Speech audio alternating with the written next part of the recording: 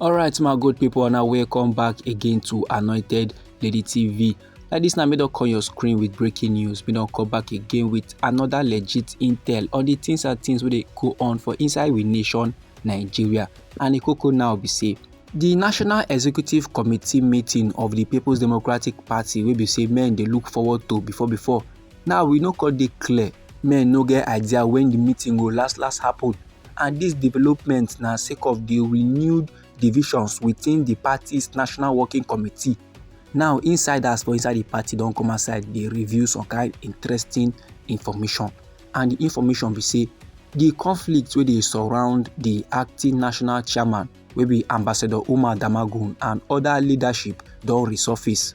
The issues don begin dey rise again, and the National Working Committee wey dey responsible for organizing the National Executive Committee meetings since dem don dey for the center of internal strife. One previous crisis like that will lead to the suspension of key party leaders, and these leaders they include Oga Damagum and National Publicity Secretary will be Debo Ologunaba. Although interventions by the governors of the People's Democratic Party come briefly restore peace, but like this now, my good people, the quarter it don dey appear again.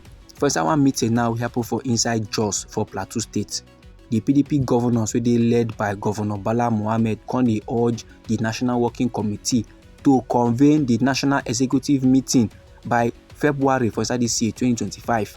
According to how the talk take come aside from the mouth of Oga Bala Mohammed, he said the period between November and February suppose dey enough to address the existential problems of the People's Democratic Party with a clear timeline of activities to resolve leadership and litigation issues. And no be lie, my good people, the recent tensions been escalate sake of the role of the National Secretary.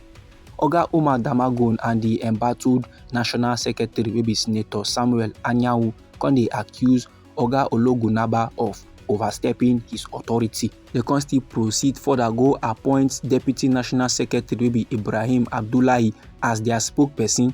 Then for inside one press briefing like that, Oga Ibrahim Abdullahi can refer to a court order where they limit his functions without directives from Anyanwu. He said they go dey obliged as a law-abiding party to respect the court order. But in contrast, Oga Ologunagba can dismiss the authority of the deputy. He na can yarn say the National Publicity Secretary now be the authorized person to convey the activities of the party to the public. The Deputy Publicity Secretary is not a member of the National Working Committee, so therefore he no get mouth. He no supposed to speak for the party. Meanwhile, this National Executive Committee meeting wey they talk about, so they don't postpone am multiple times.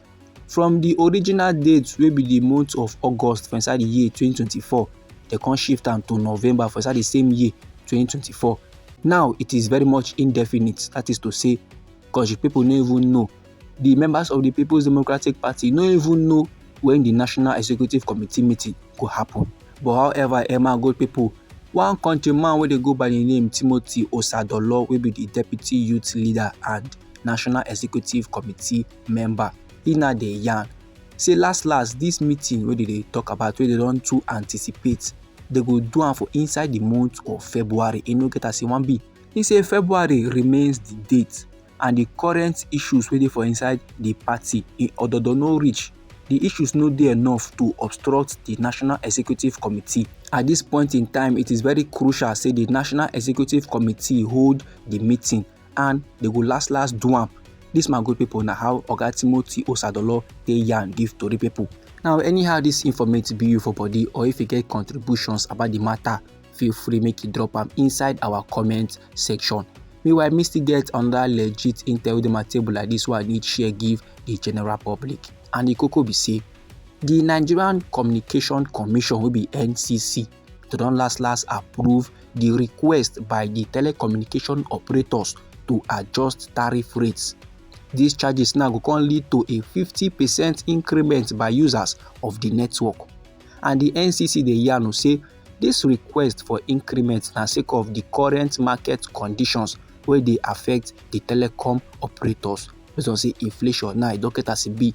Based on say things now don worse key for inside we nation Nigeria. Na why the gas do wetin the gas do. Then one countryman wey dey go by the name Ruben Moka, He na the spokesperson of the Nigerian Communications Commission.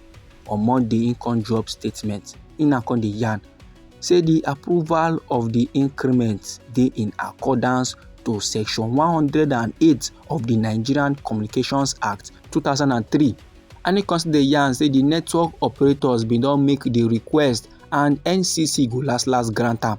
This go mean say data bundles and airtime plans go come chop increments for users of the different network providers for inside we green country wey be Nigeria. In other words, 100 naira go come be like 50 naira airtime, while 1000 naira airtime go come be like 500 naira airtime.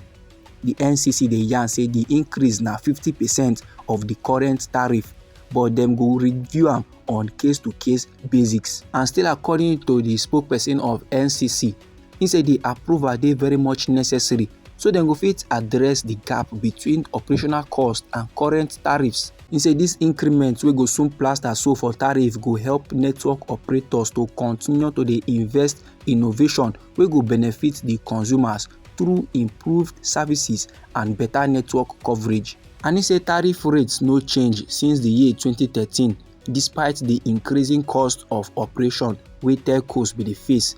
But this decision now na after extensive consultations with key stakeholders across the public and private sectors. And the commission come still drop mandate say make operators implement the adjustments transparently and for manner wey be say e go dey very much fair to consumers.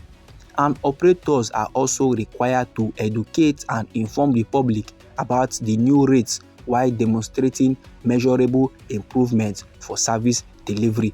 This one dey mean say network providers go begin dey implement the new tariff for all their customers. And NCC wey be the Nigerian Communications Commission dey warn all telecommunication companies to inform their customers about the new rates. So my good people, this new approval dey mean say tariff plans for data and airtime go increase and network users go begin pay 50% increment for any recharge or subscription wey dem do. The National Communications Commission dey yarn say dem recognize the pressure wey Nigerians and businessmen dey face and dem dey sad on top the matter, on top this new adjustment so, but e go help greater coverage by network providers. This my good people na the informative I wan share give the general public. Anyhow the thing be you for body, feel free make you drop am inside the comment section. Now we be Anointed Lady TV. I would like give una legit informate on the things and things wey dey go on for inside we nation Nigeria. So if you like this update and you would like to receive more, try make you subscribe to this channel and try make you put on the notification bell so that as we dey bring more news dey come, na go first receive the updates and go even receive them sharp. At the comment side again to that legit intel for you my good people. Try make you no go anywhere.